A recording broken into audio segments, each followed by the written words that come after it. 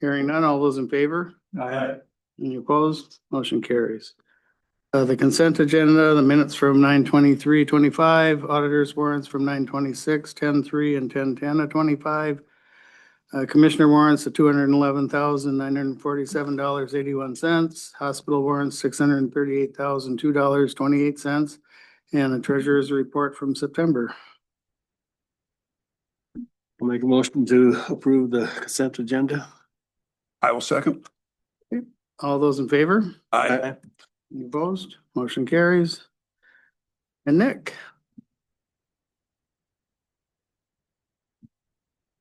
Morning. Morning, Nick. Up for me today would be project up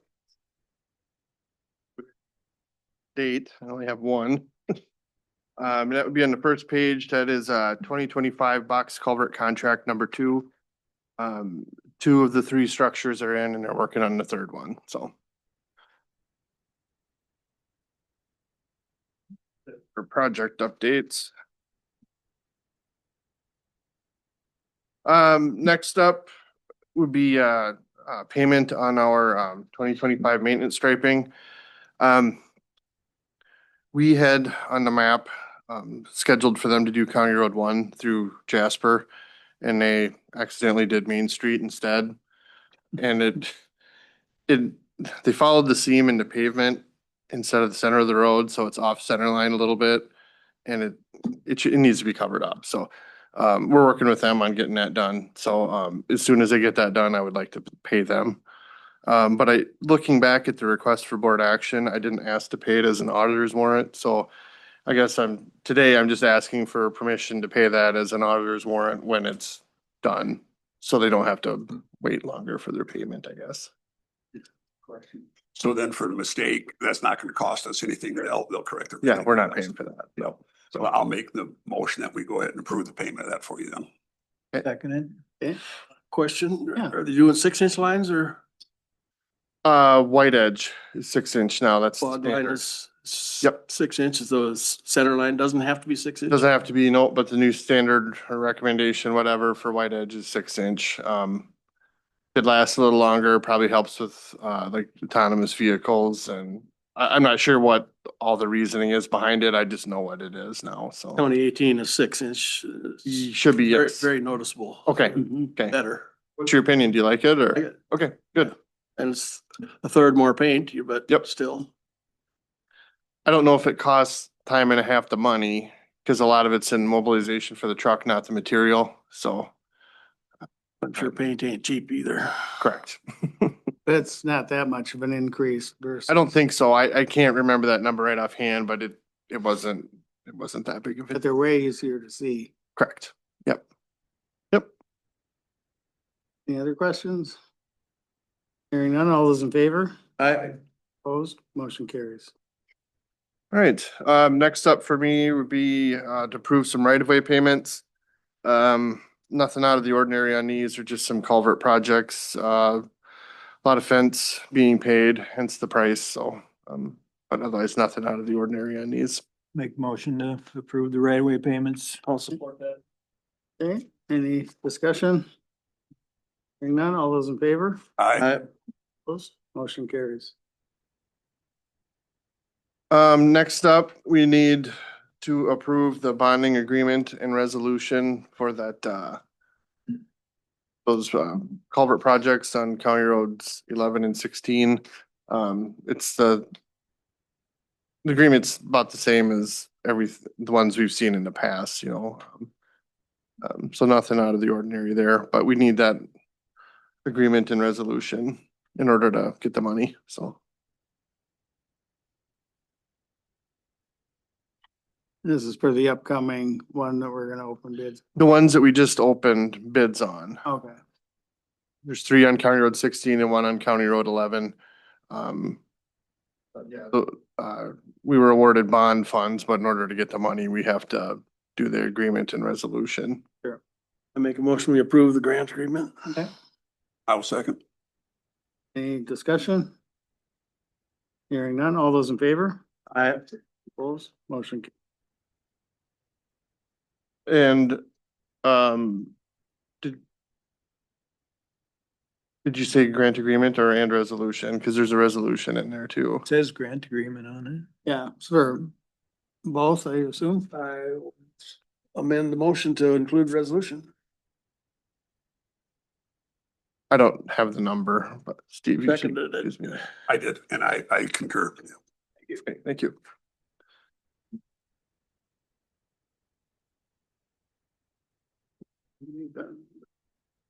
All right, next for me, we'd like to purchase, some spray chemicals to continue spraying. But we're out of chemical. But so, um, we received 3 bids and, low bid was Nutrien, so we're recommending going with Nutrien. You're still spraying now? Still spraying, Yes. fall spraying, Correct. Yep, yeah, okay. but you continue to, you can't, you know. Know what this is for? Yeah, Yeah. okay. Hasn't froze yet either, so. Getting close.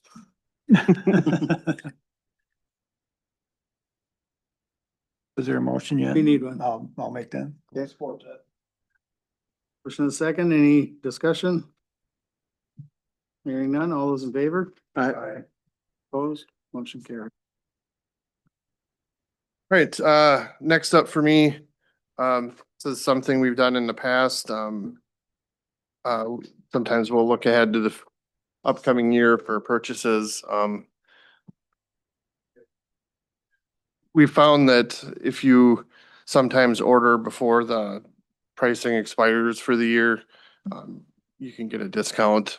So for example, we looked into some pricing on motor graders and found that if we order by the end of October, we'll save somewhere between 3% and 7% on the overall purchase price. We've done this before a few times, I think payloader or two, and I think we've done it before on a motor grader, so we can save some money that way. We don't have to do anything. We can wait till next year to order it. I just wanted to bring it up again. The motor grader we'd like to replace is unit 24. It's out of Ruthven. It's a Cat 140 M3. As of a week ago, it had 8,090 hours on it.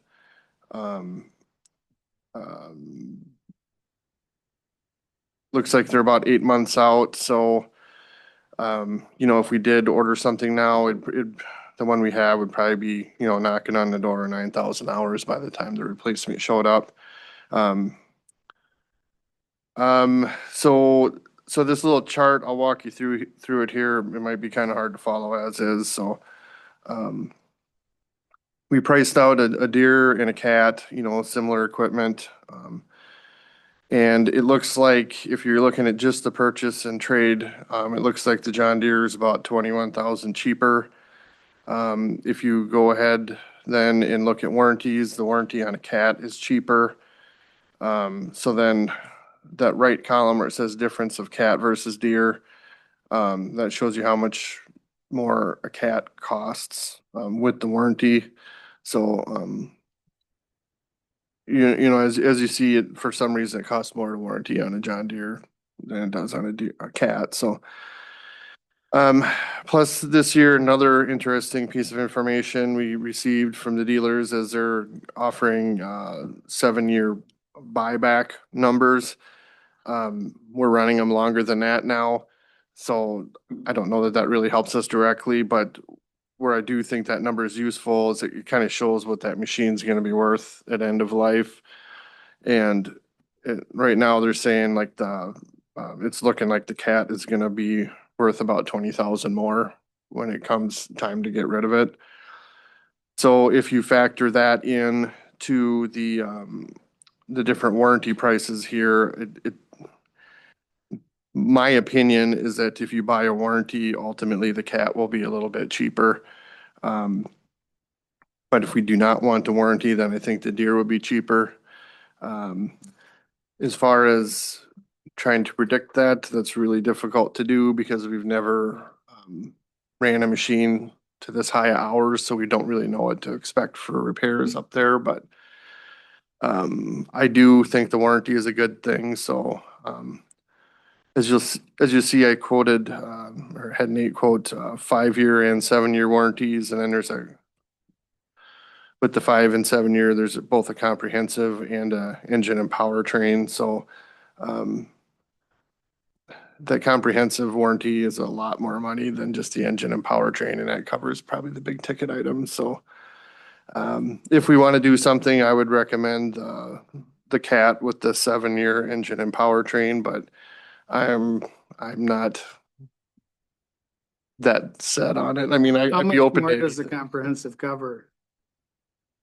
Was to cover almost everything. There's usually a few things like wiper blades or something. Right, I don't think it'd In- cover, Is that, Nate, you wanna come up, Nate? You be on the mic, they could hear you better. Comprehensive covers, or so to speak, your time frame, and it also covers the major differences. It's gonna cover your service calls. Count down service calls. Tires? no. No, it would, where I item. think Where I- belts, hoses, wiper blades, Yeah. that kind of stuff. No, it doesn't. That's what would cover some. Hmm. Oh, sure. The rubbers. What is a typical service call cost? $1,000, $2,000, probably somewhere. 700. Right. Time And starts when you leave the shop. And the mileage, I think, is pretty expensive too, but.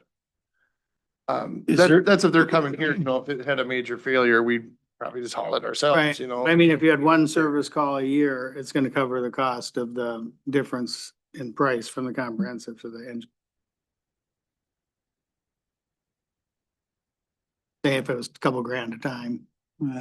I wouldn't, that's I don't know pretty if we high, do want couple it. grand. Yeah, Depends what they're doing, obviously. If it's just charging the air conditioner or something, Right. that's not $2,000. So Okay. it just depends what they're doing, so. So the engine and powertrain is what you normally go with? yes, I feel like. That's been my experience. And that would, Yeah. That's all we've ever done. I that would don't- cover a transmission? We have the machine too, then Yeah. it's bad enough.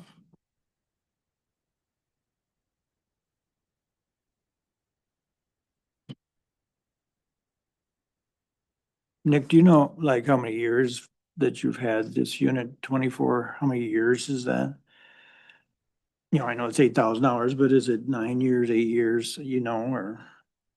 Yeah, I think we got it. I think it was delivered in 18. Now that he says that, yeah. 7.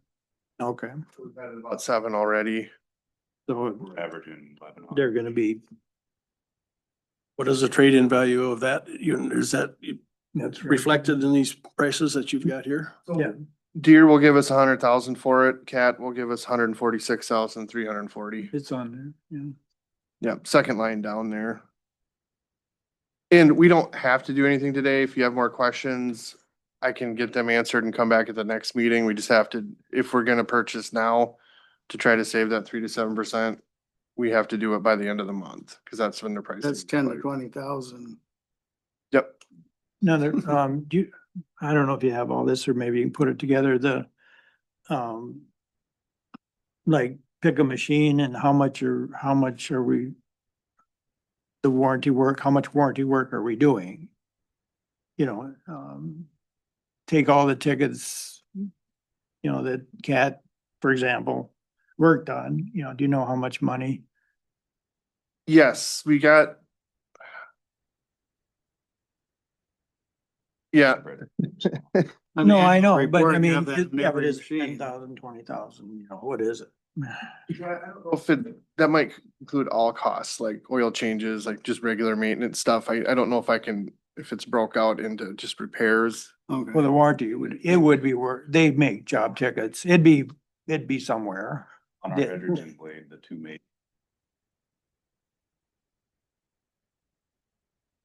Yeah. Yeah, yeah, that one was unusual. There was a Yeah. lot wrong with that one. Yeah, it was So Yeah, weird how that injector leaked and bent the push rod. It was odd. yeah, that was a big one, yeah.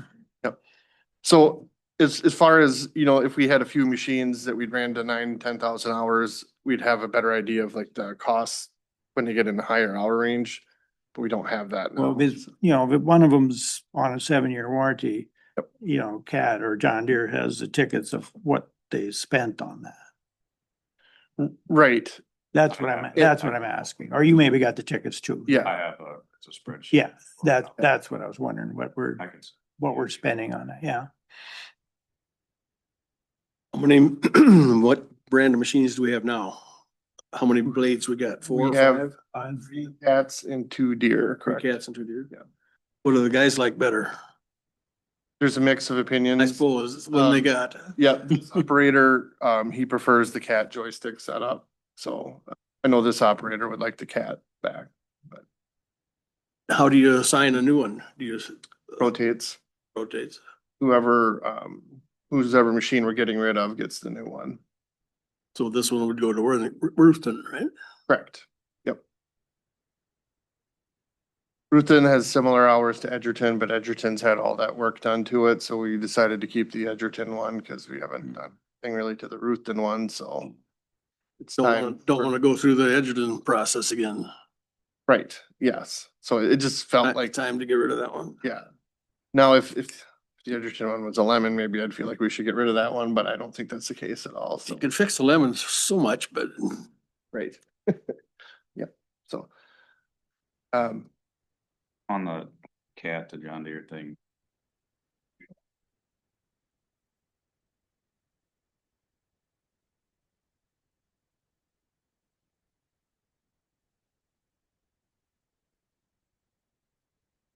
John Deere still runs a steer.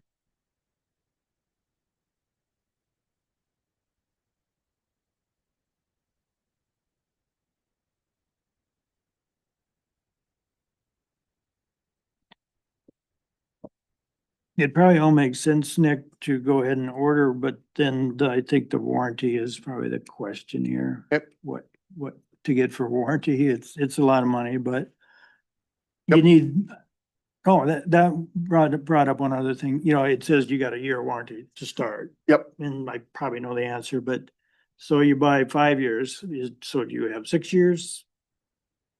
I don't think you only get do. 4. You only get the 4. I don't think you do, but I just Um, wanted to make sure on that, so.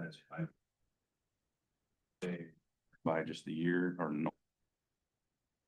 Do that and decide we're gonna add warranty later. It's more, It's- yeah, it's, you paid. yeah, okay, I just wanted to make sure. Okay. Um. So what I'm hearing is you like the idea of ordering now to save the 3 to 7% then?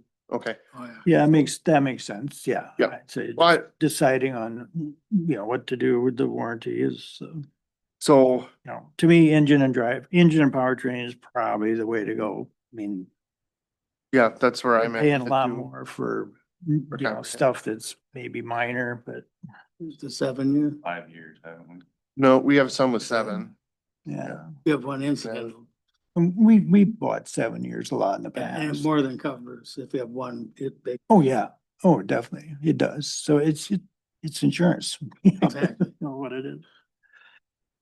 So, I don't know where to go from here then, like if we can certainly table this till the next meeting and we can get any more information you'd like, if that helps. in If you any way. can last till one more meeting, I get probably be good to think about it, just one more meeting. I think we're pretty close, but So what does everybody want to see from us then? If you can get any information on just what you've spent in warranty work on the Okay. various types of machines. yeah, well, the Edgerton one's gonna be really high. So you know, if you can get a couple other ones that are kind of normal wear and tear, so see what Cat or John Deere have or something, yeah. Yep, we can do that. We'll get that sent out and then I'll bring this back at the next meeting. Okay, thank you. I've got two is, you know, we got 8,000 hours on this machine after 7 years. Is that kind of, I know it's difficult, but is that normal? Is this machine, how much is this machine used of? How much more life has it got? because we made the decision before to drag it out to 7 years instead of, because before we were going at, did we trade some in at 6 years before? Oh, 5 we years? done five. We used to do We five. used to do 5. And has that been physically responsible for us to go from 5 to 7, or have we paid more in repair bills because of that decision? I asked Dave Hulbersma about this once because he put a lot of work into figuring it out, and I'm pretty sure he said the sweet spot on paper, doing the math, was like 3 years. But it looked bad to be buying all these motor graders all the time. Well, I So, remember there was a period of time a number of years ago where resale value just really fell Yep. through the basement because there was no market overseas for them. Has that rebounded? I think that's when emissions first came out, right? Yeah. They didn't want them over there. Yeah. Does that sound right, Doug? Yeah, Okay. it really changed. They used to give you so much on trade-in. Yeah. It probably paid to go in 3 or 5 years, you know, because they gave you so much. Yeah. Then they all of a sudden they stopped. Stopped. You know, so, So, yeah. I could get a number. Buyback number, if that interests you to. 3 year instead of a 7 year buyback. Well, I don't think we would never go 3 years. right. Well, no, we've got 5 here, don't we? Oh, no, that's 7. That's 7, yeah. Yeah. I I don't, don't see us going down to, You think it's too big? I'd rather go up than. Yeah, I'm thinking the same thing. How much we gamble to go 8 years instead of Well, I 7 think years? we're at You know, about what? 8 You though. get burnt. Aren't we at about 8 we years? had about 8 on this one. Every time it's traded, we're at about 8. And you're out of the warranty then. Yeah, oh, yeah. We have 2 machines out of warranty currently. Yep. But I don't look at it as necessarily that big a deal, cause like, Till something You- breaks. dollar repair bill, I mean, it hurts, but I mean, if you save in so many other spots, you know, like you might be saving 70,000 running it longer, and then, well, if you got a 50,000 repair, We've you're been, 20 ahead. you know, we've so- been kind of bumping up these years as it's been going to, or the hours, I should say. We've been bumping up. You know, I think last year we talked about going to 10, but you're gonna be over 9 Mhm. before you get the new one. Yep, So we're getting- working that way, yeah. Yeah, And part of the reason for wanting to do this one now is because next year we'll have another one we need to do. Yeah. So I kind of wanted to spread out a little bit. So this one's a little bit earlier than I think what you had originally talked about when we talked about running them higher, but I didn't want to do 2 in 1 year because then you're always going to have 2 the same year. And It hurts. is the delivery date affected by whether or not we order before November 1st or after November 1st? It's gonna be a same ballpark, isn't it? Depends on didn't if have they to, have a but- bunch of orders. Yeah. Yeah. well, just The price will be more. pretty much, no, the percent is why he's got to order. Right, no, Mhm. but it's not gonna affect Well, 1 month or, yeah. delivery. Yeah, it's not a factor. Are these both DEF machines? Can't get away from that. Not yet. Pretty soon. Well, there's probably a way to do it, but I'm sure it's No, not legal, not- so. not legally. There's not. But farmers deal with this all the time, Dan. What's the repair value versus price of new and We all do with everything, whether it's yeah. house and car insurance, and all that. Everything, yeah. What are you, how much Yeah, I risk guess, tolerance do you have? if you can just, try to get us a little more information on the, Yep. So what we've been spending on warranty or the Well, repairs. we'll get you the repair histories on them. Yeah. And I'll bring it back at the next meeting to Okay. talk about it again. So. Good. No problem, so. Okay.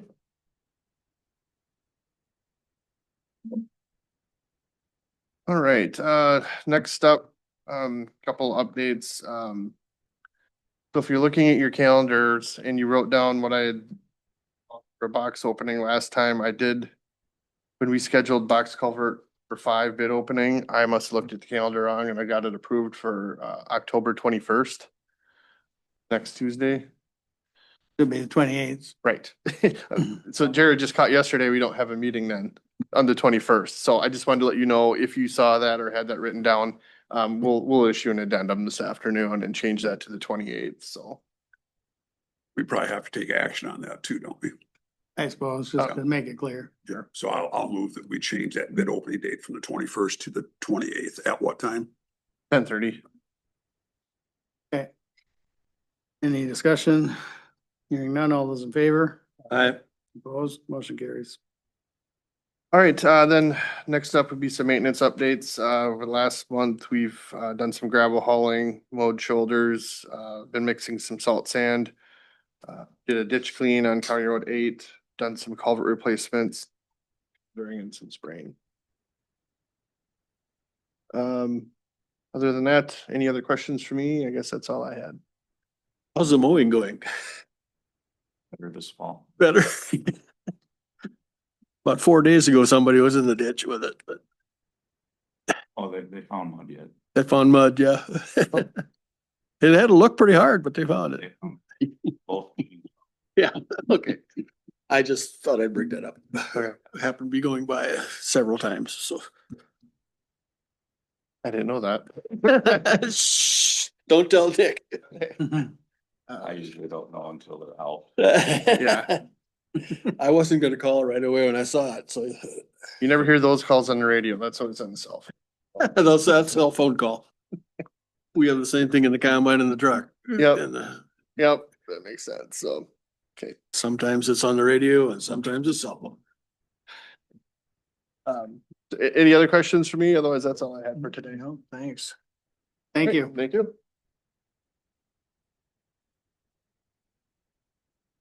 Yeah, Power on Midwest Transmission Line Project.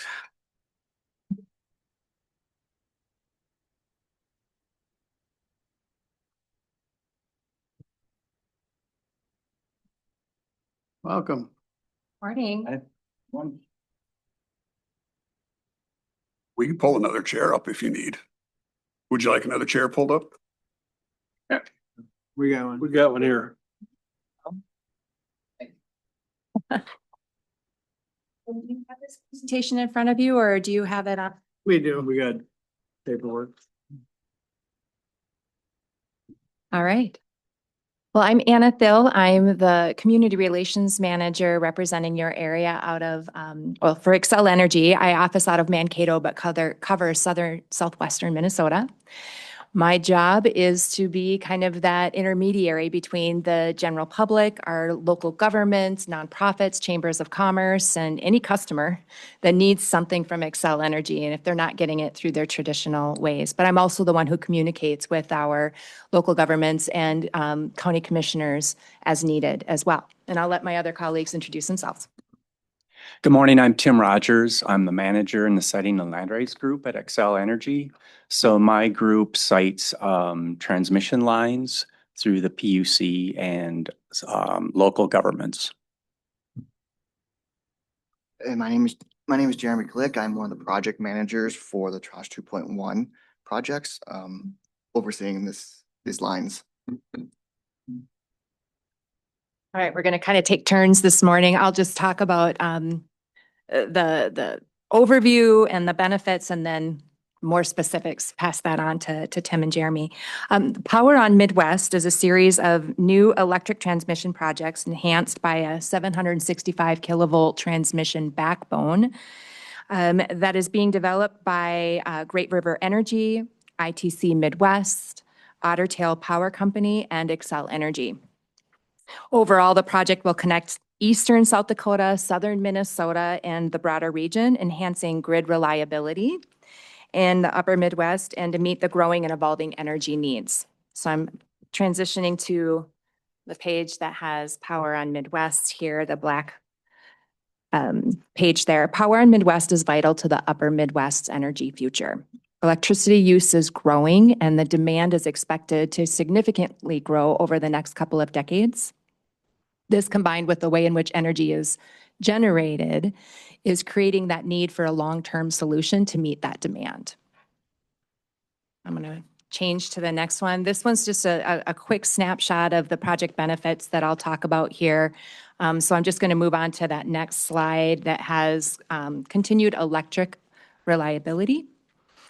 As electric demand grows and more power comes on the grid from wind, solar, and other technologies or new sources, we're building a transmission system designed for the future, one that ensures reliability no matter what the season, no matter what the weather, or what's going on at any given time. So it's available 24/7, 365 days a year. We know that our customers expect consistent power delivery no matter what's going on in the grid. They want access to cost-effective power generation, such as wind and solar, and a grid that enables new technology that supports technologies that reduce emissions. So Power on Midwest aims to meet those expectations. It improves reliability, especially during extreme weather, such as the winter storm Uri or those polar vortexes. It reduces long-term energy costs by strengthening regional connections to widespread energy generation that is low cost, such as renewable energies. And it helps all customers, from individuals to large businesses, meet their sustainability goals. And I'll move on to the next one. So will current projects, I mean, that are already here now, be able to access this capacity? I mean, I think we could double our, solar and wind right now with what we already have. If they didn't have to take turns turning off, because there's not enough transmission capacity now. Right. And Tim, if you have more specifics, but I think that it's meant to capture that. So we're not powering down our turbines, but also add more. Yeah, that's correct. It gives us more flexibility when there is congestion problems, I think is what you're referring to. So this allows flexibility when there's outages or a storm event. So yeah, it will be able to reach generation, all the various generation that we do have in this area. And do you anticipate that the line will actually run through our county? We will get to that, but I do foresee that the substations that we do need to link up for this project, I'll get into it, but it's Pipestone in South Dakota to Brookings. From Brookings, it's down to Lakefield Junction in Minnesota. Somewhere we have to find a route, and Brookings is right across the. I know, just drawing a line on the map, it sure looks like it'll come through. Commissioner, I think you're right, and we'll get into that process. Thank you. Yeah, feel free to jump in with questions along the way. Thank you. All right, so we'll talk about the economic benefits. Power on Midwest will deliver economic benefits to the region by enabling low-cost, efficient generation, improving reliability compared to other more expensive alternatives. Industry analysts estimate between 11 billion and 25 billion in economic benefits through projects through 2050, a return of about $1.60 and $3.10 for each dollar invested in these projects. Additionally, we know that Power on Midwest, our communities then will be able to grow. If there's a cap on our capacity, there's a cap on our ability to grow in our communities. Move on to the next page. Preparing the grid for future growth. So as I had mentioned, electricity demand is expected to grow significantly over the coming decades, and this is driven by new and expanding manufacturing, the electrification of all things. People are using it to heat and cool their homes, their appliances, transportation, and just more devices that are being plugged in at our homes and our businesses, and then emerging technologies such as the data centers and the AI applications. And we know that our current transmission system, as it stands today, does not have the capacity to meet these growing demands. So we feel that Power on Midwest, being that 765 kilovolt backbone, will enable us to carry that power where it's being generated to where it's needed. And then the way we generate power is changing, as we've talked about. Over the past decade, a couple of decades, a lot of coal plants have been decommissioned throughout the upper Midwest. And here in Minnesota, we have other large base load plants that will close, including the coal plants here. They're expected to retire. So much of the new energy generation is going to come from those renewable energies such as wind and solar, the always available natural gas plants such as the one we're proposing in Lyon County near Garvin, and then emerging technologies. These sources, as Tim had said, are kind of spread throughout the region, and this new transmission line will connect those sources of power and transport them where needed. And then I'll let Tim take it from here. Thank you, Anna. So we are all on the overview map of the MISO Tranche 2.1 and Tranche 1 projects. So in 2024, MISO approved Tranche 2.1, And you can see the shaded area, South Dakota, Big Stone to Brookings to Lakefield Junction. That project is why we're here today, is to introduce that. But the 765 does continue on to Lakefield Junction to Pleasant Valley in southern Minnesota, up to North Rochester. And from North Rochester, we have a project that'll go to the Wisconsin border and beyond. So as Anna said, this establishes a 765 backbone across the Midwest.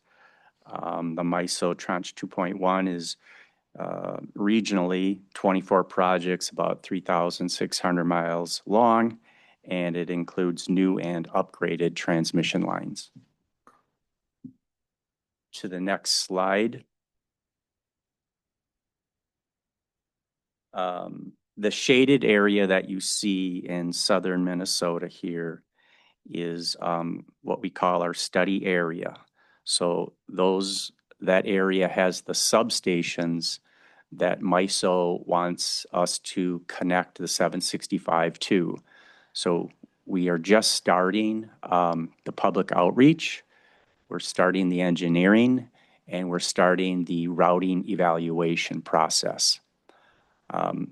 So going from Brookings, like I said earlier, Big Stone South Substation south to Brookings Substation in South Dakota.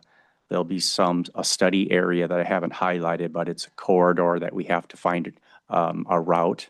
And then from Brookings, we have to figure out how to get to Lakefield Junction Substation in Jackson County. So Commissioner Johnson, that's what I was referencing is somehow we have to get into Minnesota, and it looks like we will somewhere in Pipestone most likely have a new 765 line.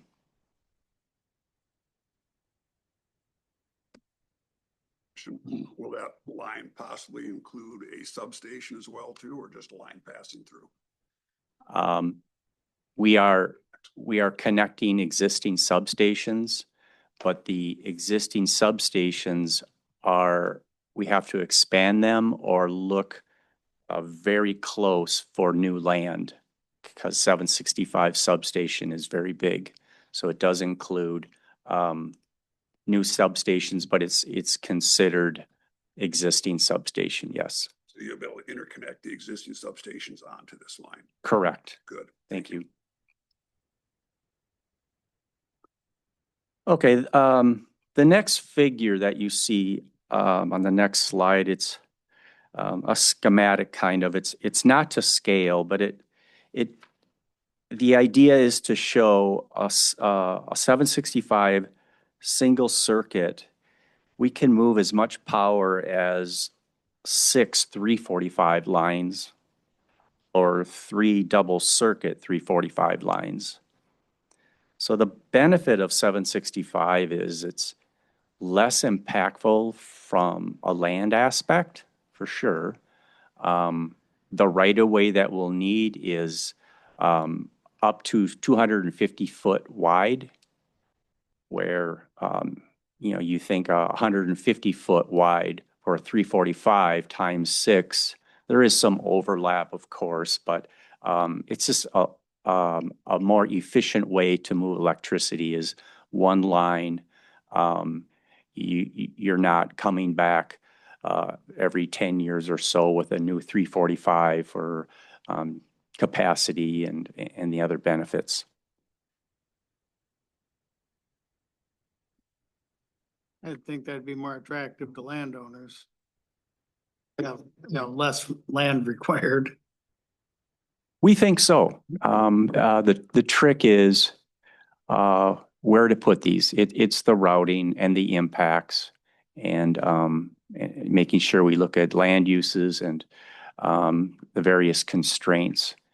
It takes a lot of public outreach, getting comments from landowners. I'll talk about that later, but just the open house process of introducing the project, introducing why we need this line, and then the regulatory process and how how the public can comment on it and provide feedback and what the whole process is.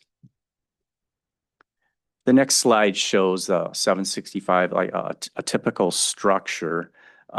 We're still engineering, we're still evaluating what type of structure we're going to use, but it looks like we're leaning toward a lattice type structure. In general, you know, the heights are about 150 to 700, 175 feet, excuse me. Those are for tangent. If there's angles or longer spans, the height might have to be a little higher, but right now we're anticipating 150 to 175. Like I said, the right of way is up to 250 feet. We're still looking at that. And the spans are between structures are about 1,100 to 1,300 feet. We do have some flexibility as we route and we look at either ag practices or ravines. We can adjust those spans, of course. Excuse me, what is the structure going to be made out of? Is it painted, galvanized, rust? Jeremy, are you up to speed on that? It's a steel. It's steel. We haven't got the final, sorry, it's steel. We haven't got the final specs on it right now. We're still looking at the amount of steel we'll need and how we're going to source that. But some people are gonna wonder what the aesthetic is of it, you know, That's a fair question. When we don't actually have the final designs yet, don't have, so we don't know what the aesthetic is going to. okay.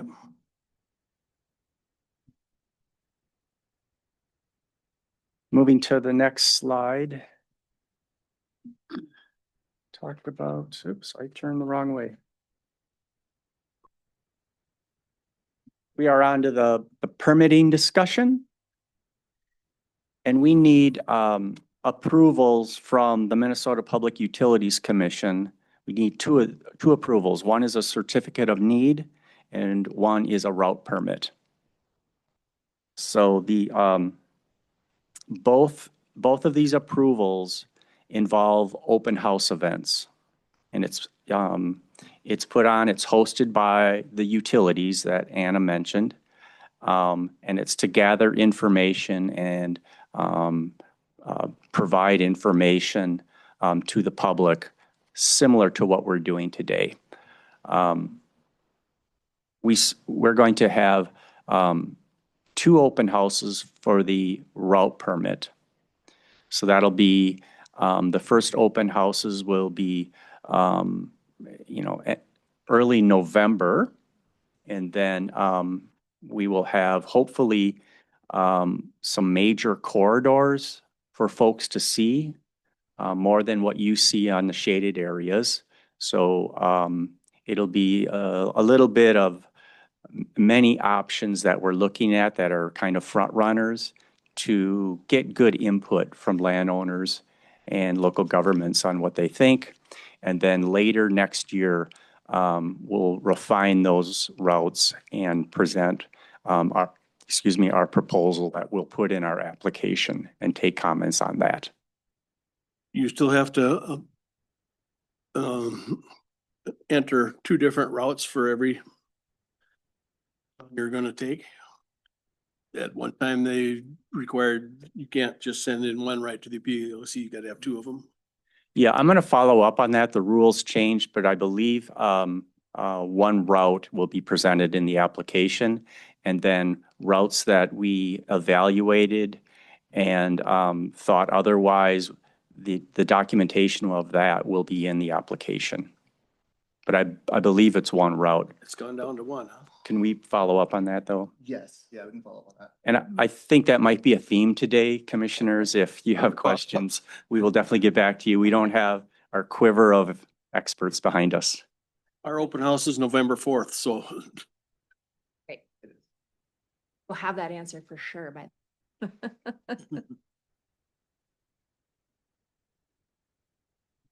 Do you have any of the routes by then? Proposed routes? I, long process. yeah, by the first open house, We're envisioning showing something. I don't think it's very helpful to just talk about the need when landowners are invited. They seem to be more interested in, okay, where are we going? Similar to you, Commissioner, your question on, is Pipestone going to be impacted? They're going to just have the same type of questions, but where their land is. So we will not have on the first open house exact routes or lines, but we're going to have leading corridors, big swaths to show, are we going diagonal? Are we doing a north-south and then across? Somewhere in this 20-mile area, we. Ye- I think that's a good way to put it. Yeah. I don't know if it's 20 miles, but something that we have these areas of constraints that we know we're not going to go through a wind facility, the National Monument. There's certainly no-go areas that we can kind of eliminate. So those are the open houses that the utilities will host. But once the application is in, then the regulatory process takes off, and the commission will host scoping meetings, public information and scoping meetings in the area, the counties, and kind of the same idea that the utilities just did, to take public comment on our application. And then later in the process, the commission will be back out with an administrative law judge to take actual comments for the record from local governments and landowners. And so we'll be out here about 4 times with these projects. So maybe, You want to talk? oh, I'm getting ahead of myself. The next slide shows up the preliminary schedule. Back in February of 2025, we filed what we call a ROFR, right, a first refusal notice, that basically said that these utilities will take on these approved projects from MISO. And the certificate of need open houses will be late November of 2025. That's what I'm referencing. Those invites and public notices just went out, so they haven't made it to you folks yet. They're on their way, but you'll see an invite and the dates and the venues for those, and I'll talk a bit about that in a minute. Yeah, I think I already went through this. This is just a good reference for you. It shows our anticipated schedule for these various open houses.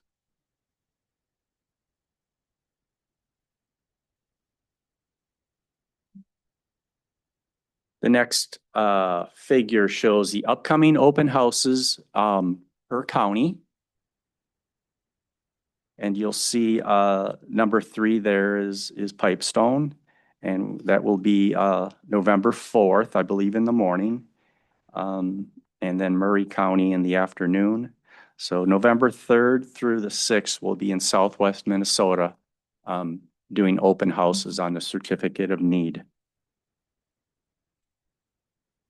The next slide is another reference. It'll show the times, where we're going to be, and the actual location or venue for our first week, November 3rd through the 6th. And then we start heading to the east the second week, hitting other counties. Any questions so far? I think that concludes. My last slide talks a bit about how you can keep up to date. We have a website, poweronmidwest.com.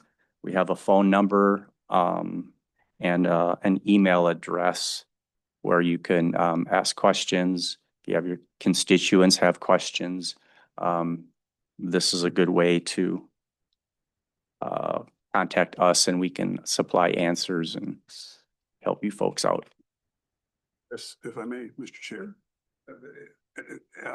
As you may know, both Dallas and I serve on the Minnesota Rural Electric Board. In fact, I'm currently the chair of that board, and we certainly appreciate the work you're doing. This is something we've advocated for years, again, because this is our product. I always like to illustrate too, it's like our grain this year. We have to get our product to market. We don't have trucks and rail cars. We have transmission lines. So certainly I'm an advocate for that. And we've got a long history of it as well too, as you know, going back 30 years when NSP put up the first 3 turbines in northern Minnesota. So we've been engaged in this and a true advocate of renewables. So anything we can do to help. Looking at your list of open houses, again, all these counties listed here are all also members of Minnesota Rural Energy Board. You've worked with us before. So when it comes time for those open houses, especially the ones here in Pipestone, I would be more than happy to help advocate for you and be present at those meetings. And as you talk to the other counties, I'm sure the other representatives from the other counties would. So feel free to reach out to us. We certainly will do what we can to support this. It's very important. Really appreciate that. Thank you. Thank you very much. Mr. Chairman, I have a question. Yeah. Who's gonna own this thing when it's done?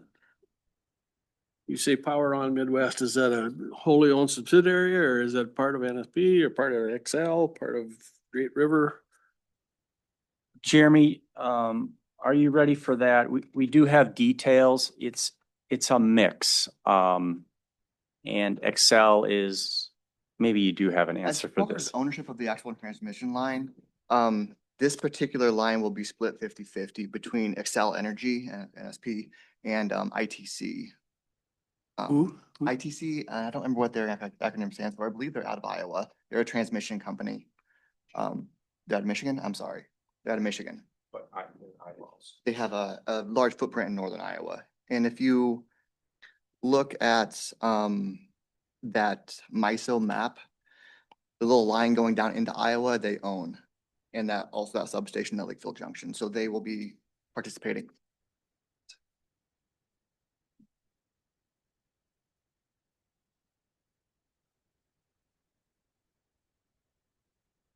Oh, that's fine.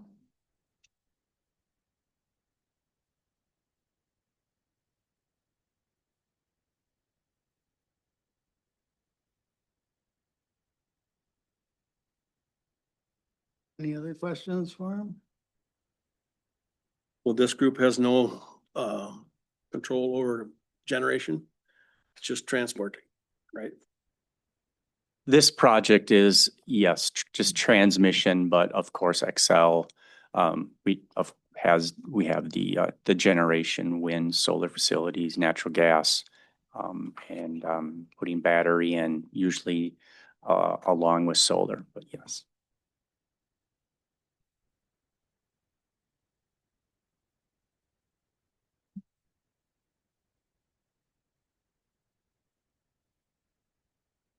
Questions? Reach out to us. Yeah, thank you very much for your presentation. We're excited for it. Thank you for your time. Thank you. Thank you.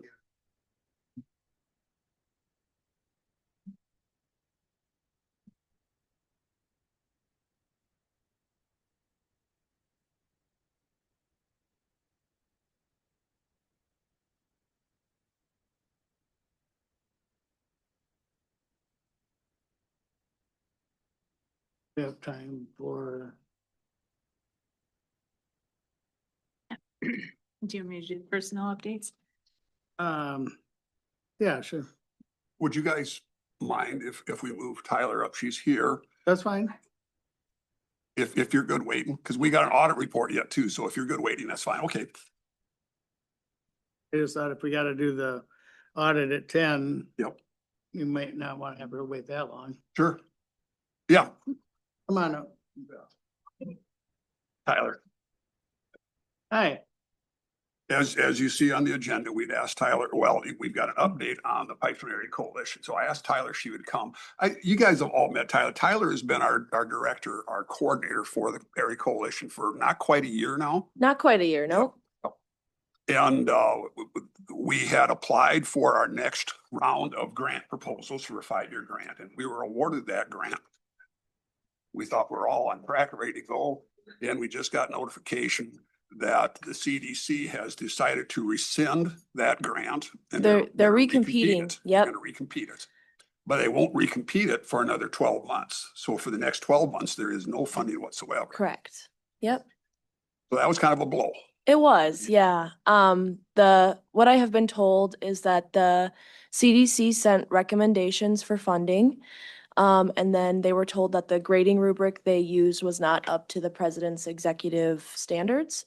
So they had to recompete the grants due to their rubric not being, I guess, up to those standards. Yeah. And you guys are all familiar with the work that Tyler's been doing. Now, originally with the grant, we were actually in the school, but now we're actually located out at our Health and Human Services building. And then she works with the students at the school with other educational Yeah. programs. Yep. Okay. Have you heard of the Pipestone Area Coalition? Oh, yes. Yeah, Mhm. that's the grant funded. Right. So that will be unfortunately coming to an end. But there is a cannabis substance use prevention grant. That's the good news. Yes. Tyler's been such a wonderful advocate for us. Just came on board, been doing a great job, and all of a sudden the rug gets pulled off underneath us. But the good news is through our cannabis opioid funding, there's an education program. So if you'd explain that. It serves all 6 counties, including Pipestone. It's very similar to the DFC grant in basically you're just doing substance use prevention for youth and also parent and community education surrounding substances. So if you guys have anything you want in the community, you're welcome to reach out to me and I can see if I can make that happen. I'm hoping to start another coalition of all 6 counties. So if that does happen, I will most definitely be getting a hold of all of you. And thanks everyone for all of your work with the Pipestone Area Coalition, especially you, Dan. You've been such an advocate and I really appreciate all of your support and your continued kindness. So thank you all very much. Just last week or 2 weeks ago, then we had the presentation on the Tall Cop, and that was one of the things that Tyler had put together for us. So if you guys familiar with that Tall Cop program, gentleman out of Colorado, I was ill that week, wasn't able to attend, That's okay. but a wonderful program. So So the opioid funds is gonna fund this and Nope. The opioid funds is its own separate thing yet. The Have you cannabis. applied for a grant from them? Did I? No. This is a grant through the state of Minnesota, Cannabis Substance Use Prevention. So it's called CSUP. okay. We have a meeting tomorrow with the Yes. opioid thing. Yep. I will be there. You'll be there too? Yep. I guess we didn't explain, you probably all knew, Tyler actually officially is a employee of Southwest Health and Human Services through the grant, correct? Yes. Yep. And that will continue then with this this new position as well. Yes. Is there any questions? So you weren't forced to be let go. Not, not yet. Had it not been for this other program, yes, it would Yeah. have been sad, hard that she's done and. That's very kind of you. Thank you. Well, that's good. That's all I have. I don't know if you guys have any questions or. I encourage you to apply for the opioid grant. Yeah. There's a lot of money there that Pipestone County should be getting some back. Yeah, You know? absolutely. So when do you officially sunset your existing programs? At the end of this month or is it next month? See, when is that done? Yeah. That is, I guess, officially done the 30th of September, so it's already done. Yep. Mhm. Yep. Yeah. And then your office, then you'll still work out of. Out of the Pipestone. office Yep. for now. Yeah. So that will be good. Yeah. See more of you. Thank you. so much Yes. for coming Thank in you today. guys so much. I appreciate it. Have a great day. Bet. Thanks for Thank you. coming.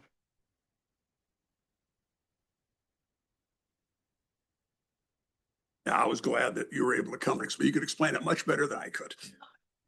Thank you. Have a great day. Bet, thank you. Are you Adam? Yes. Come on up.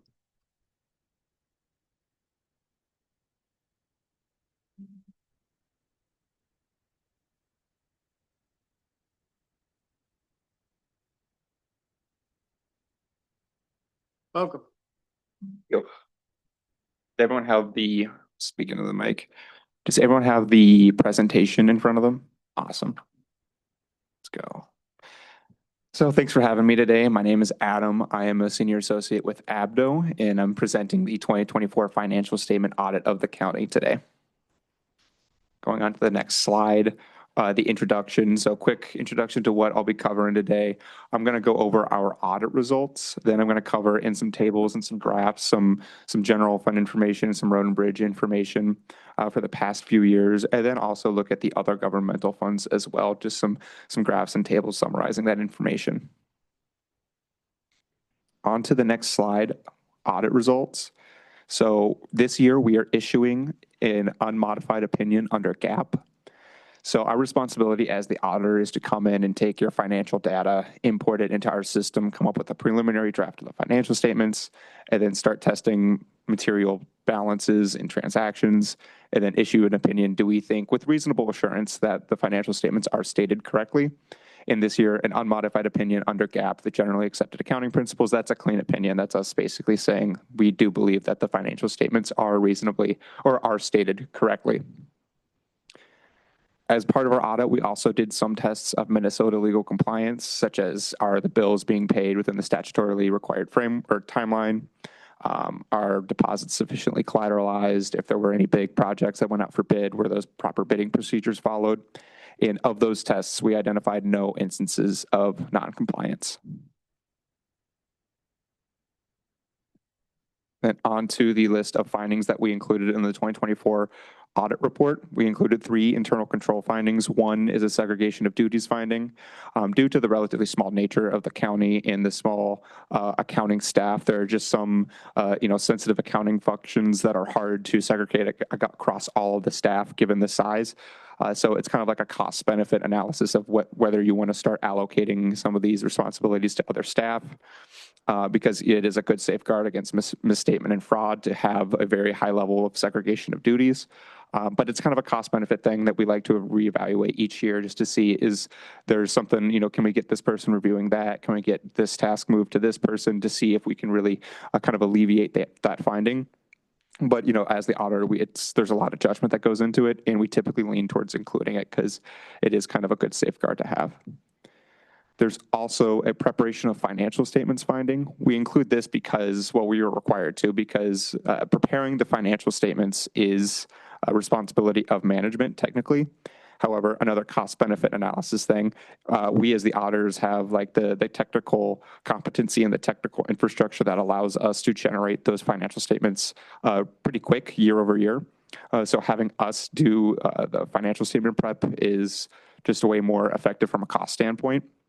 And this is a finding that we have, and I would say like 90% of our county and city clients, just because it makes a lot more sense for us to prepare these financial statements because we do it all the time. But again, at the end of the day, it's technically a responsibility of management, so we do include the finding. We also included a finding of material audit adjustment. During our testing, we did note a couple areas that needed to be corrected with some journal entries. And there were, I think, journal entries affecting accounts payable, unearned revenue, and some due from other governments in the road and bridge fund. And in the net, when these adjustments exceed a certain dollar amount that we calculate as materiality, any transaction that exceeds that amount would materially affect the financial statements. That is deemed a material audit adjustment, and then we do need to include this finding in the report. However, this being a first-year audit, I'm not surprised that there's some material audit adjustments, just, new way of doing things, new way of testing things. There is, as much as we like to call it a science, there is a lot of judgment that goes into some of this accounting stuff. So it's something I definitely think we can work on alleviating into the next years, just kind of honing in on how we believe those balances should be presented. Any questions about any of the findings listed? Pretty typical for our size county. Yeah, I think these are the 3 findings that were included last year as well, and they're very common. I see them all the time, so nothing out of the ordinary. Awesome. I'm going to go on to the next slide where it says general fund balance. So for this graph, that yellow line you see there, that's general fund budgeted expenditures for that year. And then that orange line is general fund balance as a % of next year's budgeted expenditures. I believe the county's policy is to maintain fund balance at 35 to 50% of general fund expenditures. So you're sitting at about 5% over that upper threshold. Looking at some other counties before this presentation today, I was just kind of trying to get a feel for where the unassigned fund balance percentage typically sits. and there's a wide range. It can go, I've seen, in the hundreds of percents, and I've seen it kind of go down to like the high 30s, but I've rarely seen it go below 40. I mean, you can even see here in this graph in 2020 and 21, it's 39 and 39.8. Typically, I think, 35 to 50% is a good policy. I would avoid going below the 40% just because given the timing of like those major county receipts of like county program aid and like the levy, you could run into some cash flow issues if you dip below that 40%. Nothing's guaranteed, but I think if there is any interest in kind of, whittling down some of those reserves that have been built up, I wouldn't go below the 40% to be safe.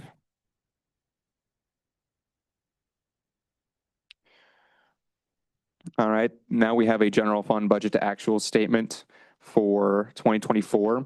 You can see there's a positive variance with revenues and expenses. With revenues, there was a $771,000 positive variance.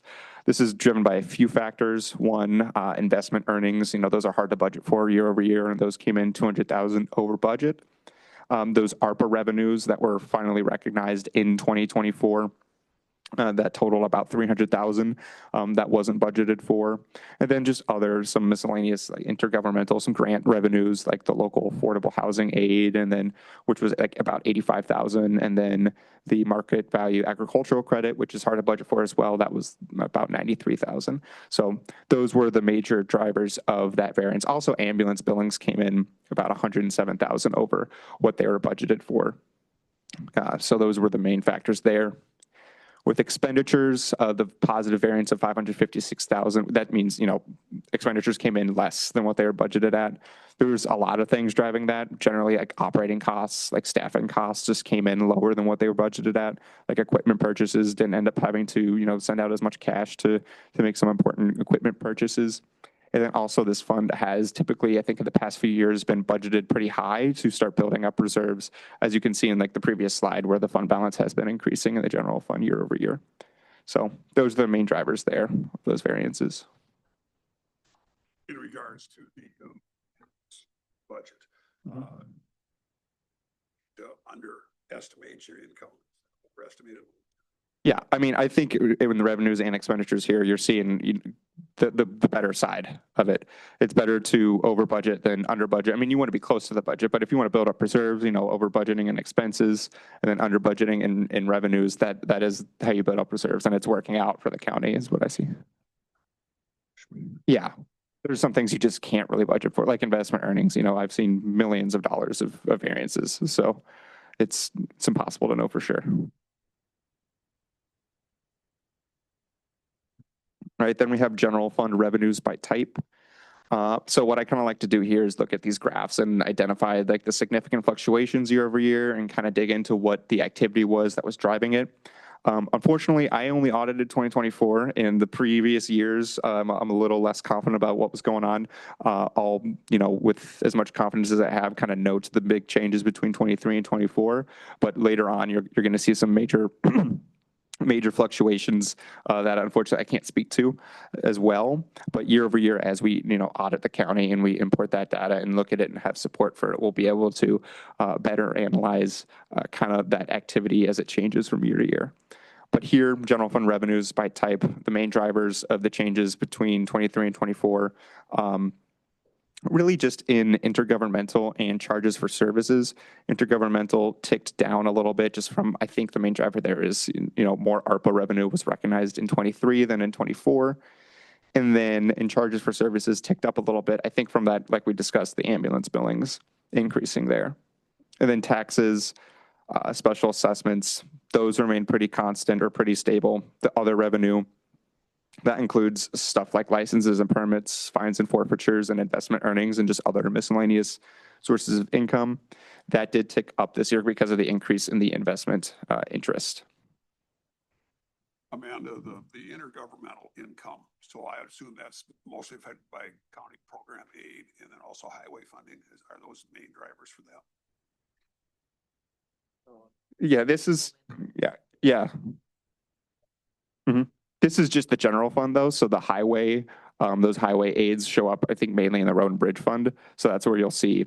So this is probably mostly reflected then of county program or other types of aid from the state or federal government? I was just trying to think of other covenant we'd have from area. I know there's a number of them. I couldn't name any of them off. There's disparity aid, there's riparian aid, there was a local affordability housing aid. There's, you know, again, this is just the general fund, but there's all those different highway allotments. County program aid is the main driver though. I mean, I think that was like 756,000. Homeless prevention, so forth, I Right. had thought. Next, general fund expenditures by type. We got the general government, public safety, sanitation, culture and recreation, conservation of natural resources, and then the other category, which includes health, economic development expenses, and then debt service. Not too much to attest here because 23 to 24, that activity is pretty comparable. So not too many fluctuations there. There obviously is a little bit more between 22 and 23 that I can't speak to as well just because we did not audit those years, but 23 and 24, pretty consistent activity there. I like the fact that our debt service is It's very low. It's basically zero. Yeah. Then we have the road and bridge fund balance. The unrestricted fund balance was at 112.8% of 2025's budgeted expenditures as of 2024. I mean, this fund, you can see it's bouncing around a lot between 60 to 112%. That really is driven by just like the quantity and status of highway projects in a given year, and the timing of those revenues received from the state. So you can see that go up and down quite a bit, but usually doesn't drop below 50.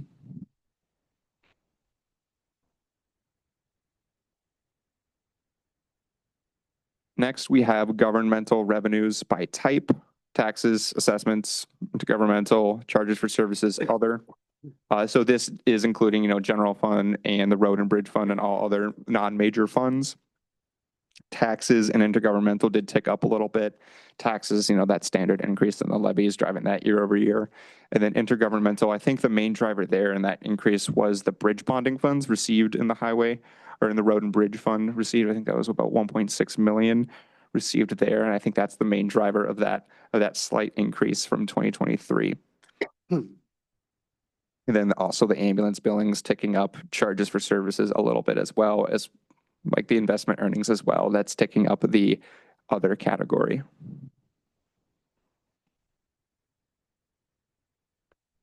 Then we go to governmental fund expenditures by type. This is why I bring up the fact that we, only audited 2024 and 2023 and prior is based off of data from, 2023, it is data that we imported, but 2022 and prior, we're just taking those audit reports and then kind of importing that data, typing manually entering it into this slide. And I think there's just a lot of stuff going on here. And I think the main driver there is just difference in how we and the prior auditor are grouping some of these expenses. For example, like capital outlay in 2020 and 2021, I can't imagine it was absolutely zero. But from the information that we're pulling from those audit reports, this is what we're seeing. Again, year over year as we audit this, it's going to look more reflective of stable activity, and then we'll be able to identify like what was the main driver of any of that, any fluctuations as the years go on. I will say in 23 to 24, we did see general government tick down a little bit. Main driver there was just, I think the ARPA dollars were used for some general government expenditures in 2023. So there was just fewer expenditures in 24 in the governmental fund or in the general government department as a result. And then public safety did tick up as well for more expenditures in the sheriff, dispatch, and ambulance department.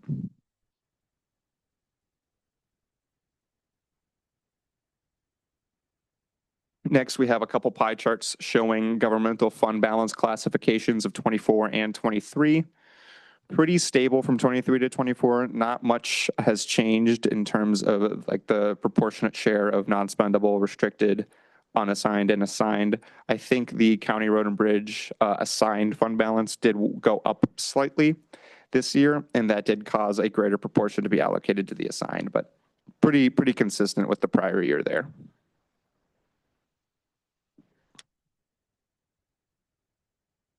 Next, we have intergovernmental revenue by source, two pie charts kind of showing that breakdown between federal grants, state grants, reimbursements for services, and shared revenue. The big change here was state grants went from 5.1% to 19.3%, and the shared revenue, that ate kind of at the shared revenue portion mostly, since those are the two, the state and the shared revenue, those are the two largest portions. That bridge bonding that was received, the 1.6 million, that's technically classified as a state grant. So that is causing that state grant portion to go way up in 2024. That's the driver there.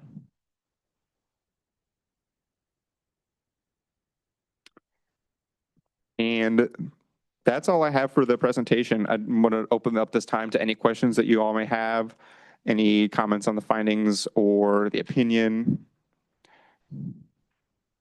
Questions? I guess no questions, but a comment to thank you for your diligent report here. I always, obviously, unqualified. I love to see that. Mhm. Talk about compliance and so forth. We realize we've heard smaller group, so thorough report and Amanda, you and your entire department. I realize it's collaborative. Great job. Thank you. All right. Thank you. Thank you all so much. See you next year.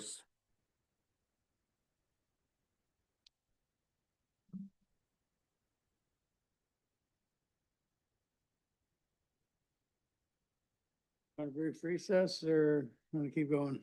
I'm fine either way. What have we really got left? Personnel. Yep.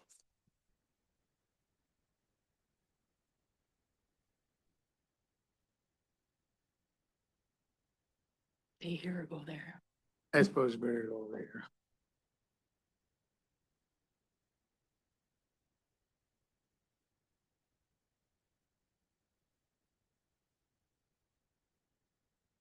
Morning, everyone. First item I have for you, can you hear me okay? Is amending resolution 59, 24. In review of the county contributions for previous years, I discovered a clerical error for the 2025 family non-HSA contributions. So if you look at the spreadsheet,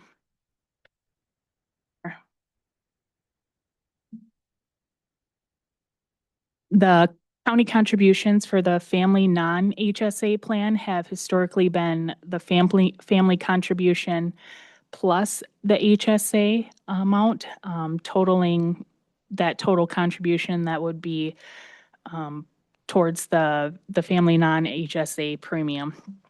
And in 2025, there was a clerical typo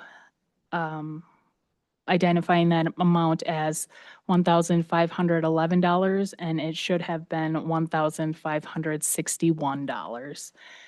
So I am proposing an amendment to the 2025 resolution identifying these contribution amounts to correct that amount to $1,561. This affects 3 employees for a total amount of about $1,400. So pretty minimal, but just wanting to make that right and continuing that contribution amount that we've had historically. Do you feel it'd be appropriate to retroactive this to correct that error in the past? Yes. Do you need specific action on that, or that's under your authority just to? I just need approval for the amendment to the resolution correcting that 1511 to the 1561. I'll make that motion to make that correction and also make it retroactive as well. Support that. Any further discussion or questions? Not all those in favor? Aye. Opposed? Motion carries. All right, thank you. So next is a request to adopt the 2026 contributions for the cafeteria plan. The insurance committee met and discussed the strategy for the 2026 county benefit contributions. For the 2026 plan year, the county contribution toward the employee cafeteria was determined by adding the total monthly premium for the lowest cost single medical plan available to employees and the monthly premium for the $50,000 basic life insurance coverage. The reason why we're taking both of these benefits is because mandatory enrollment for all employees for both of these benefits. This total was then rounded up to the nearest whole dollar to establish the county's monthly single contribution rate. The family contribution was calculated by multiplying the lowest cost single medical plan premium by 1.5 and then adding the monthly premium for that basic life insurance coverage. This calculation method maintains internal equity, tying family coverage to the same baseline of the single plan and ensures administrability and provides predictability and budgeting. I wanted to identify this calculation method so that in future years, if I'm not here, then it is identified how we came to this calculation for the amount. The IRS increased the high deductible health plan minimum deductible for 2026. So HSA contribution amounts were also increased accordingly.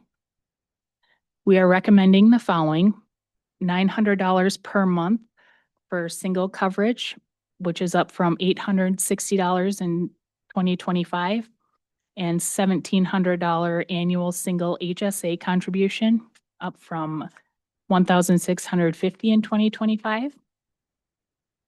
$1,350 per month for family contribution, up from $1,286 in 2025, and $3,400 annually contributed to the family HSA contribution, up from $3,300 in 2025. So this is a composite increase of about 5% that the county is taking on, and the employee will receive or experience about a 3.1% increase in the premiums. So the county will be taking on a majority of that premium share. But this is my recommendation. Mr. Chair, I like this philosophy. I know that the insurance is a huge cost for the taxpayers.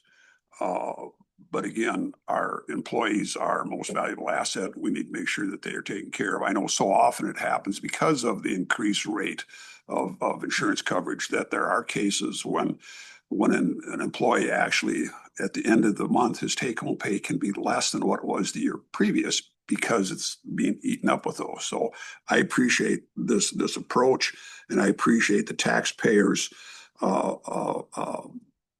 generosity for us to continue to take care of our employees. So I'm a firm advocate of this, and I will move that we approve these increases in our contributions to insurance. Second.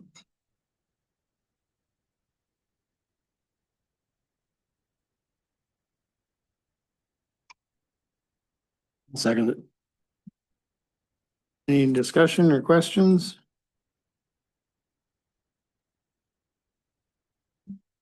Certainly, there's some savings in retaining employees versus continually having to rehire and train and just having people that know what they're doing. And this calculation methodology does allow for the greatest contributions in our 3 highest participating groups. So, Which is the families. yep, it'll be the single, family plus 1 child, and family plus 2 or more children.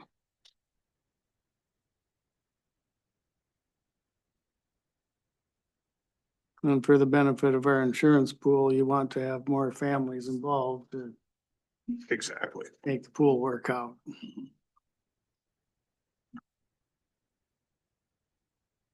Any other questions or comments? All those in favor? Any opposed? Motion carries. All right, and next would be a resolution identifying the contributions for that cafeteria plan arrangement. It would be a total of $12,500 per year for an employee who elects single health coverage and $19,600 per year for an employee who elects family health coverage. The optional benefits offered under the plan.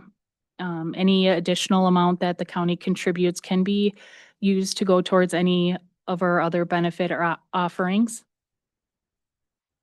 New for 2026 is the elimination of the short-term disability plan offering because of the new PFML that will go into effect July or January 1st of 2026.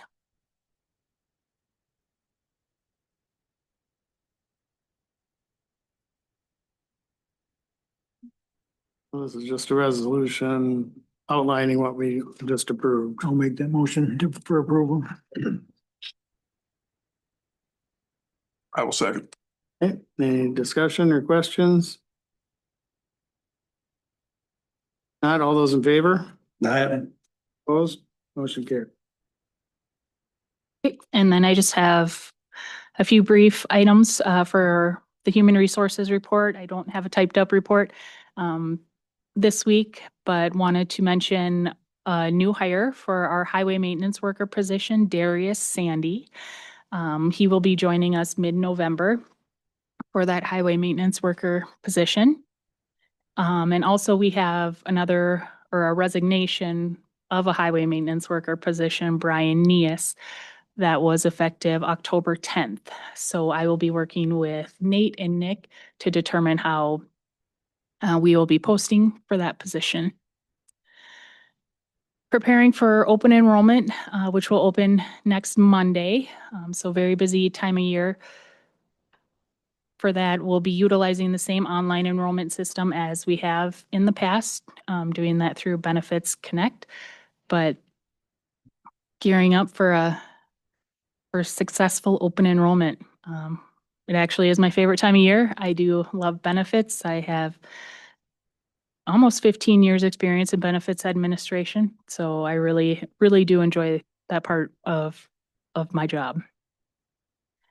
And then lastly, in preparation for inclement weather, we will be utilizing the same platform that we have for our newsletter for employee notifications that will be sent via text message of county office closures.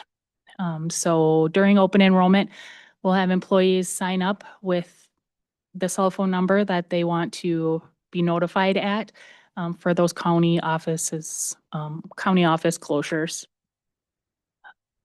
Going forward, just to make sure we're getting the word out in a timely manner, as well as utilizing all the other notification systems that we have used in the past, Facebook, Phone Tree, but also getting that out via text.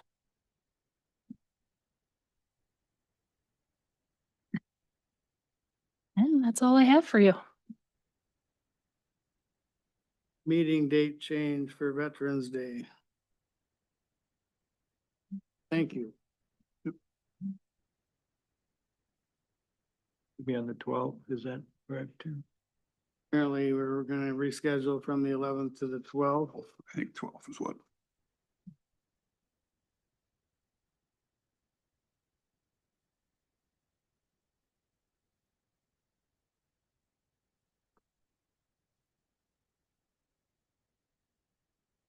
We probably need a motion on that. I'll make the motion to change it to the 12th of November. Support that. Does it have to be advertised? I believe so, yeah. Sure does, yeah. Okay, we got a motion and a second to change the November 11th 9 AM meeting to 9 AM on November 12th because of Veterans Day. All those in favor? Aye. Opposed, motion carries.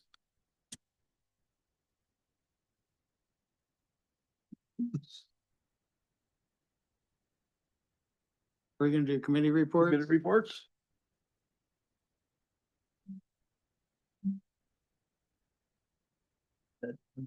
Yeah, I'm ready. Okay, go ahead. September 9 was the regular meeting, and then the 10th through the 12th, they attended the AMC Fall Policy in Alexandria. That was a typical conference, fight about same stuff every year. 9/23, regular meeting, also a hospital meeting. 29th, we had an insurance meeting. 9:30, we had the hospital meeting to approve the surgical suite. That is a good thing. That's my report.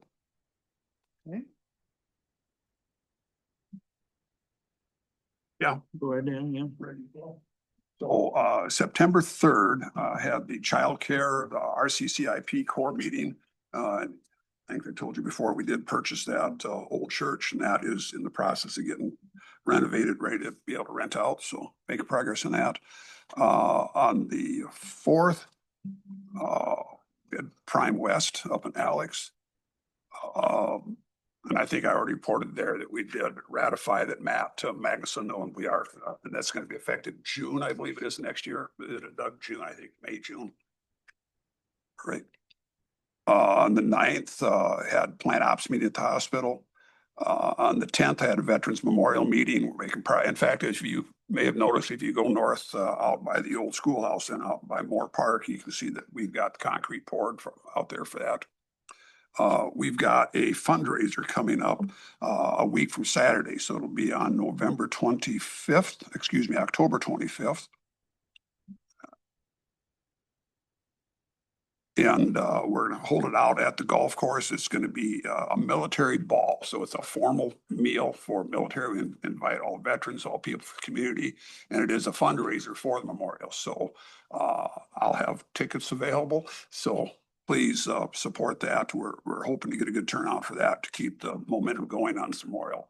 The stones have been ordered for that, but we still have a balance due, so we need to continue our fundraising efforts on that part. And we've had a lot of volunteer work out at the site already, getting that prepared and get the concrete poured. Is the ball only for veterans? Oh, heavens, no. Heavens, no. Gotta make sure that you know that. Yep. People know that. No, for everybody, please. And it is going to be formal attire. So whatever formal attire for you is, Wear my tux? yes, you can. Good. Is it a denim tux? Poplin tux. There we go. That'd be perfect. Tell Marianne. On the 15th, I had Southwest Health and Human Services. And then I had a huge gap in my attendance for meetings this last month. As you know, I was out ill, and thank you guys. I appreciate your patience with me, and I regret I wasn't able to be at the budget meeting, but thank you for that. And You are healed up now? I am healed up now. Good. That's right. That's good. There's still some mental decline, but We didn't say you were perfect. no, that's right. Other than that, that was really it until the 30th when we had our special board meeting at the hospital. So thank you guys. September, regular board meeting on the 9th, 17th, Southwest Health and Human Services. 23rd, regular board meeting, and 3rd also had a road and bridge meeting. 3rd, hospital regular board meeting. 24th, emergency communication board or radio board. They did get a $200,000 grant to continue their building mapping. Mostly schools, they do a lot of detail where everything's at in the schools mostly for law enforcement, for emergency situations. They're gonna map 62 schools. Geocom is the company that's doing that mapping. Excuse me, Doug, are they gonna do churches too or not? No, I don't, they don't mention churches, so. I mean, not someday, I mean, with this grant, they're trying to get, they gotta get the schools done, you know, first, obviously. 29th, quality meeting at hospital. 30th, the special hospital meeting for the third OR. That's what I had. They had plant ops on the 9th, AMC board and MRC on the 10th. AMC research and environment natural resource. AMC conference on the 11th. During the agency presentations, MPCA now is saying that by 2045, they want to do away with 90% of landfills and waste energy facilities.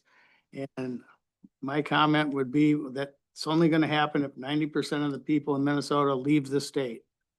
Where we gonna? Because where's the garbage gonna go? Right, I mean, they're claiming that we're gonna recycle and reuse everything, and that's just ridiculous, it's not gonna happen. But, and, yeah, we'll get back to them, but, and then the 12th, we had our Environment and Natural Resources Committee again, and set our priorities with solid waste and, drainage being, top priorities, I believe. On the 17th, I listened in on a national monument webinar. I thought it would be a little more detailed, but it was very general and they just went on about claiming to seek more public input going forward and of a rah-rah session than informative. On the 22nd at the Southwest Regional Solid Waste Commission, we had 3 MPCA staffers discussing permitting issues and the new rules going forward. There again, you know, they want to make all these restrictions on, you know, the line demo landfills and whatnot, but have no, not much money to help, not many alternatives for where to take stuff and. Is there any deadline on that when they're? I think they're gonna implement the new rules later next year, and at that point, existing facilities will have 6 months to either close or comply with, you know, very stringent new rules and costs going forward, and most are gonna probably close, because they won't want to pay the extra dollars to meet the new requirements. Will there be some that will be open though? Just, I hope so. I keep mentioning to them that you should at least keep the facilities open that don't currently have any issues with groundwater and whatnot. So far, they have not been open to that possibility, but there's like 10 or 12 sites around the state that would meet that definition by their own admission and their own studies. for us, Marshall? Or? Well, I mean, no, Marshall, we'd have to take it to their regular landfill, not their demo. That's what, landfill. yeah, that's what. Right, but then, of course, if you take it to the regular landfill, it's 3 times the cost versus the demo landfill cost. And filled up the landfill. Right, which costs millions of dollars per cell or whatever. So yeah, that's gonna be a big problem going forward. On the 23rd at Road and Bridge Committee and the Hospital Board. On the 24th, Highway 23 Coalition, where we were getting ready for our annual meeting on the 3rd. On the 29th, the Insurance Committee met and recommended what we approved today. Had the special hospital meeting on the 30th. On the 3rd, we had the Highway 23 Coalition Annual Meeting, and our keynote speaker was Minnesota House Speaker Lisa Demuth. And so it was interesting to hear from her and got to for a bit and had our MRC annual meeting on the 6th, and we set our priorities of modernization of health and human services, computers, mental health, and solid waste. And then had the plant ops yesterday, and one watershed, one plan for the Redwood, where we reviewed public comments, approved setting a public hearing for 1 PM on Monday, November 10th at Lyon County Commissioners Room, and we'll need to notice that for 2 weeks on our website prior to November 10th. I believe they'll be sending out some template to put on our website for that. That's all I have. I did forget to mention, the 22nd, well, Dallas also, we went to the hospital and Amy Kopichar Yes. did a tour there and it was only, I don't know, 15, 20-minute meeting, wasn't it, or something? It was pretty short, but I give her credit for coming. I guess we didn't learn anything new, but, just talked about the issues that, but no answers to the issues, so. Right. So, anyway, interesting. Luke, I missed a couple things too that I should have mentioned. On the 11th, I did have my last PAC meeting, last PAC meeting. And of course, we learned this other stuff after that. On the 15th, I had my SMOC meeting down in Worthington.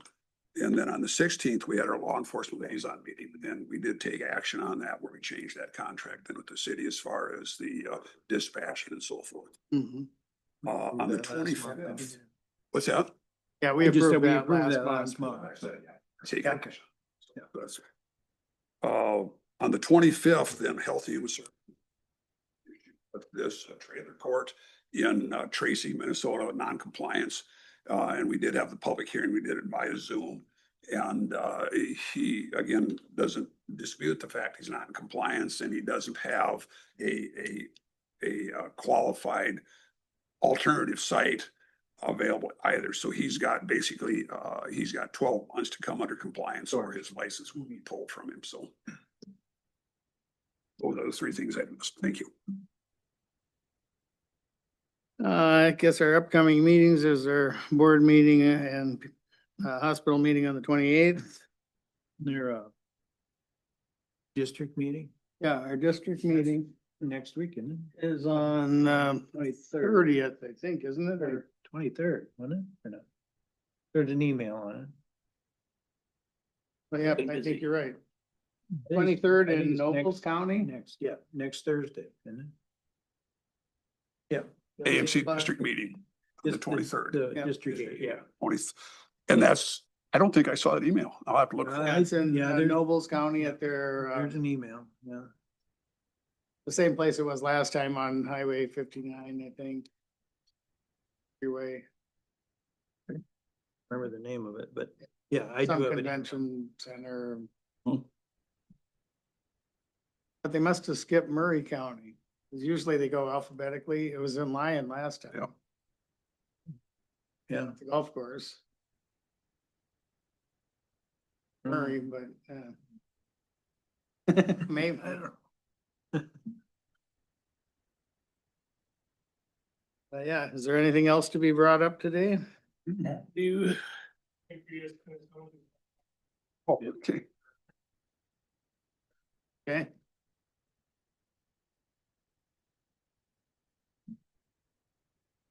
If there's nothing else, Motion to adjourn. Second. all those in favor? All right. We are adjourned.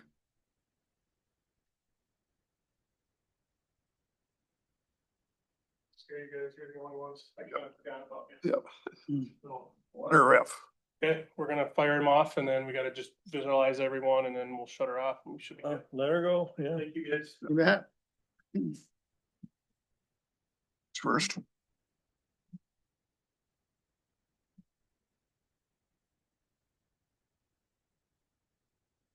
The guy with the audit, he shouldn't have been chewing on the microphone. Yeah, he's a little closer. I saw you pulling the volume